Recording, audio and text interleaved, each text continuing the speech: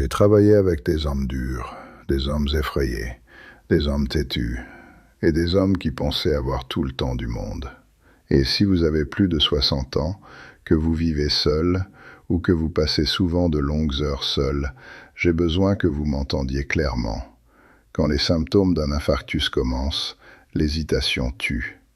Une pression dans la poitrine, une douleur dans les bras, le dos, le cou, la mâchoire ou l'estomac, un essoufflement, une sueur froide, des nausées ou une sensation de tête légère sont autant de signes qu'il faut traiter comme une urgence et pour lesquels il faut appeler immédiatement les secours. J'ai passé 18 ans chez les chasseurs alpins et pendant longtemps j'ai cru que lorsqu'un problème surgissait, la dureté était la réponse. Encaisser, passer au-dessus, se dire que tout va bien et continuer. Cet état d'esprit peut mettre un homme en grand danger ici. Un infarctus n'est pas un test de volonté, c'est une course contre le temps. La première chose que je veux graver dans votre mémoire, c'est ceci. N'attendez pas pour voir si ça passe. Ne vous racontez pas que c'est de l'indigestion. Ne rangez pas la maison. Ne terminez pas ce que vous étiez en train de faire. Prenez le téléphone et appelez immédiatement les secours.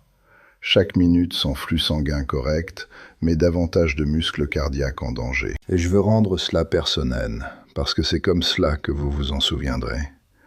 Si une pression vous écrase la poitrine et que quelque chose vous semble profondément anormal, je veux que vous le disiez à voix haute. Je suis peut-être en train de faire un infarctus. J'appelle maintenant. Cette phrase compte. Elle coupe le déni. Elle vous met en mouvement. Quand les gens se retrouvent en danger, ce n'est pas toujours parce qu'aucune aide n'existe. C'est parce qu'ils perdent 5 minutes à discuter avec la réalité. À votre âge, c'est beaucoup trop cher payé. Appelez.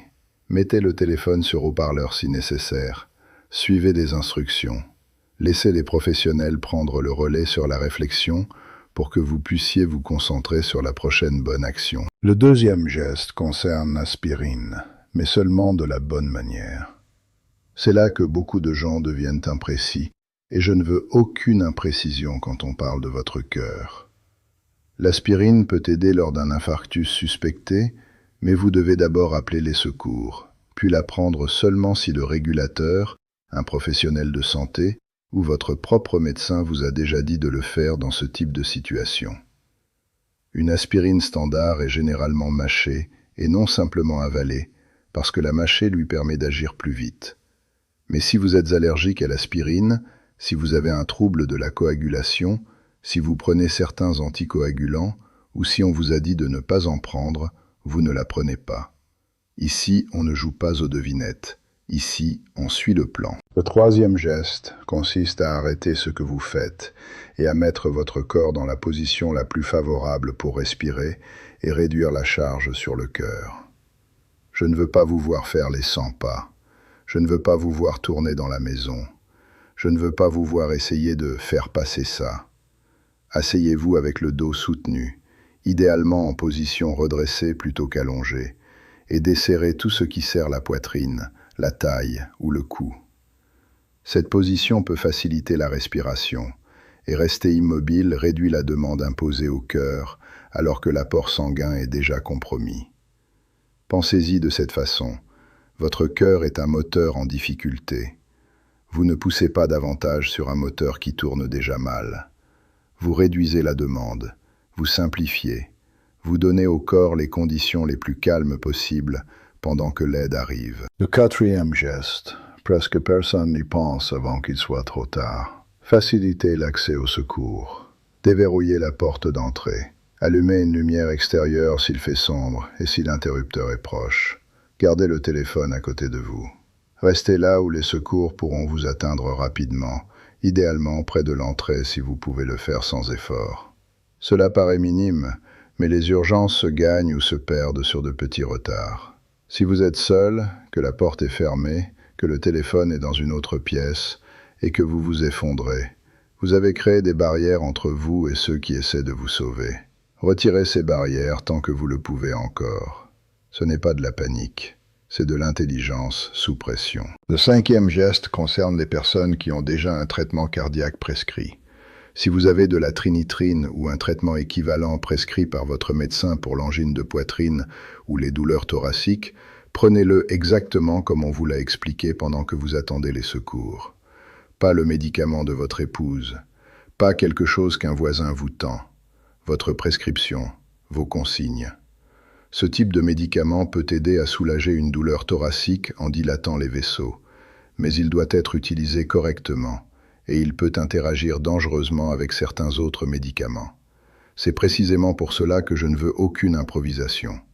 Si votre médecin vous a donné un plan, vous suivez votre plan. Sinon, vous n'en inventez pas un en pleine crise. Parlons maintenant de votre respiration, parce que c'est souvent là que la peur prend le volant. Quand les symptômes thoraciques arrivent, les gens paniquent, et la panique rend le travail du cœur plus difficile. Les hormones de stress montent, le rythme cardiaque accélère, la tension artérielle peut grimper. Vous commencez à respirer haut et vite, et tout le système devient plus chaotique. Ce que je veux à la place, c'est une respiration lente et délibérée, par le nez si possible, puis une expiration plus longue que l'inspiration. Pas de grandes inspirations forcées, pas de halètement, juste une respiration régulière. Une respiration contrôlée aide à freiner la réaction de panique et soutient l'oxygénation pendant que vous attendez la prise en charge médicale. Elle ne guérit pas l'infarctus, mais elle vous empêche d'ajouter encore du feu au feu. Et pendant qu'on y est, je veux faire disparaître un mythe dangereux. Vous avez peut-être entendu sur Internet ou ailleurs des conseils spectaculaires sur l'idée de tousser pour se sauver pendant un infarctus. Je ne veux pas que vous comptiez là-dessus. Cela ne doit jamais passer avant l'appel au secours, le fait de rester immobile et de suivre les instructions qu'on vous donne. Internet est rempli de folklore médical à moitié vrai. Dans la vraie vie, vous n'avez pas besoin de folklore. Vous avez besoin d'étapes claires. Appelez, asseyez-vous, restez immobile, respirez, suivez les consignes. Prenez l'aspirine ou votre traitement cardiaque seulement de façon appropriée. C'est dans cette voie-là que je veux vous garder. La règle la plus importante de toutes est celle qui paraît la plus simple, mais qui est souvent la plus difficile sur le moment. Restez aussi calme et immobile que possible. Faites moins, pas plus. Ne décidez pas que c'est le moment de conduire vous-même. Une équipe de secours peut commencer à vous prendre en charge en route, vous surveiller et prévenir l'hôpital avant votre arrivée. Une personne qui prend le volant pendant un infarctus se met en danger et met aussi les autres en danger. Donc, une fois que vous avez appelé, une fois que vous avez déverrouillé la porte, une fois que vous avez pris le bon médicament si on vous l'a dit ou si on vous l'a prescrit, votre rôle devient très simple. Restez là, économisez votre énergie, continuez à respirer, répondez. Laissez l'aide venir jusqu'à vous. Je veux que vous imaginiez ce moment clairement, parce que l'imagination devient préparation. Vous êtes chez vous, peut-être devant la télévision, peut-être en train de ranger quelque chose dans la cuisine, peut-être dans le garage, dans le jardin, ou au milieu d'une journée ordinaire qui ne semblait dangereuse en rien. Puis vous sentez quelque chose, la pression, le serrement, la nausée, la sueur froide. Peut-être que la douleur n'est même pas spectaculaire. Les symptômes d'un infarctus peuvent varier, et certaines personnes n'ont qu'un malaise ou une gêne, pas la scène dramatique qu'on voit dans les films. C'est exactement pour cela qu'il ne faut pas attendre d'être absolument certain. Si cela vous paraît anormal et que cela ressemble aux signes d'alerte, vous agissez d'abord, et vous laissez l'hôpital trancher ensuite. C'est là que beaucoup d'hommes se sabotent eux-mêmes. Ils ne veulent pas surréagir, ils ne veulent pas se ridiculiser, ils ne veulent pas déranger. Écoutez-moi bien, je préfère de loin que vous surréagissiez à une mauvaise digestion plutôt que vous sous-réagissiez à un infarctus. Je préfère que vous appeliez et qu'on vous dise ensuite que ce n'était pas cela, plutôt que vous restiez tranquille à perdre de précieuses minutes par orgueil. L'orgueil n'a pas sa place dans une urgence médicale. L'action, oui. Si quelque chose de grave est en train de se produire, l'appel n'est pas un aveu de faiblesse. C'est du jugement, c'est de la discipline. C'est ce qu'un adulte responsable fait. Et je veux une couche supplémentaire de préparation de votre part, non pas pendant la crise, mais avant qu'elle n'arrive un jour. Gardez de l'aspirine chez vous seulement si votre médecin juge cela approprié dans une urgence. Sachez où elle se trouve. Gardez votre téléphone chargé et à portée de main, surtout si vous vivez seul. Si vous avez un traitement cardiaque prescrit, sachez exactement comment votre médecin vous a demandé de l'utiliser. Si votre maison est difficile d'accès, réfléchissez-y maintenant, pas au milieu d'une douleur thoracique. Un plan de crise n'est pas du pessimisme, c'est de la maturité. Les hommes les plus solides que j'ai connus dans les unités n'étaient pas ceux qui improvisaient. C'étaient ceux qui avaient répété des gestes simples jusqu'à ce qu'ils deviennent automatiques sous pression. Alors fixons une dernière fois la séquence dans votre tête. Les symptômes commencent. Vous appelez immédiatement les secours. Vous ne prenez pas le volant s'il existe une autre option. Vous vous asseyez, le dos soutenu, et vous cessez tout effort.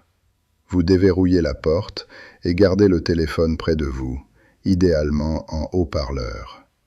Vous prenez de l'aspirine seulement si on vous l'a recommandé et si c'est sans danger pour vous. Vous prenez votre traitement cardiaque seulement s'il vous a été prescrit et exactement comme indiqué. Vous respirez lentement. Vous restez immobile. Vous restez aussi calme que possible. Ce ne sont pas des gestes spectaculaires, mais ce sont ceux qui ont le plus de chances de vous faire gagner du temps et de protéger votre cœur pendant que l'aide arrive. Je sais que c'est un sujet lourd. Très bien. Certains sujets doivent être lourds pour laisser une trace. Je ne vous dis pas cela pour vous faire peur. Je vous le dis parce que la connaissance change les résultats. Un infarctus ne donne pas toujours une seconde chance pour réfléchir calmement.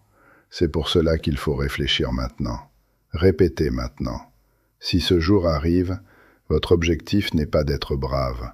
Votre objectif est d'être immédiat, simple et juste. Alors je veux que vous fassiez une chose après avoir entendu cela. Pas demain, aujourd'hui.